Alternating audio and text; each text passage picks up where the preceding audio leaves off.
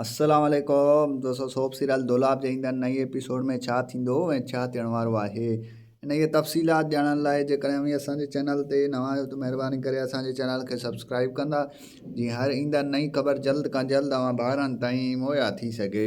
दोस्तों हाणे हलूं था ड्रामे जी तफ़सीलात जी तरफ़। तव्हांखे ॾेखारियो वेंदो त ईंदड़ नई एपिसोड में जेको आहे सो सोडल खे ॿाहिरि कढी ईंदो रज़न ऐं उनखे चवंदो त तूं छा थो सम्झी त असां तोखे ईअं छॾे ॾींदासीं। तंहिंखां पोइ चवंदसि त जेको आहे सो मां त सम्झो तव्हां में जवानी जा अखर आहिनि जो तव्हां मूंखे जेको आहे सो मूंसां ॻाल्हियूं कंदव ऐं मूंखे जेको आहे हथ में न लाहींदव।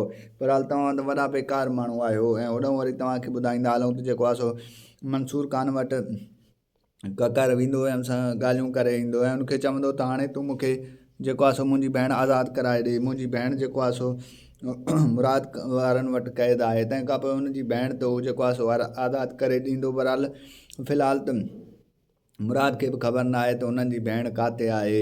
हाणे जेकॾहिं मुराद वारा उनजी भेण खे मंसूर खान जे हवाले न कंदा त उन ॻाल्हि त अञा जेको आहे सो मामिलो वधी वेंदो ऐं दुश्मनी पिणु वधी वेंदी ऐं ड्रामे में तमामु घणो इंट्रस्ट अची वेंदो। ऐं तव्हांखे ॿुधाईंदा हलूं त जेको आहे सो होॾो मंसूर खान वधि में वधि कोशिशि कंदो त जेको आहे सो माण्हू मूं ॾे अट्रैक्ट थियनि ऐं जेको आहे सो जीअं मुंहिंजी जेको आहे सो कुवत अञा बि ॿीणी थी वञे। वॾेरो शाहनवाज़ खान हेॾो उहो शख़्स आहे जेको हमेशह ॿियनि खे विराइण जी कोशिशि पियो करे ऐं हू नथो चाहे त ॻोठ जो कोई अहिड़ो माण्हू हुजे जेको तरक़ी करे ऐं जेको आहे सो मुंहिंजी मुखालिफ़त करे। ऐं हू वधि में वधि कोशिशि करे रहियो आहे त मां मुराद खे माराए वठां, छो जो हू जेको आहे सो हाणे हुनजे पुठियां कुझु माण्हू बि लॻाए छॾियईं जीअं मुराद खे हू मारे सघनि ऐं पाण वरी जेको आहे सो मंसूर खान खे माराइण जी कोशिशि पियो करे।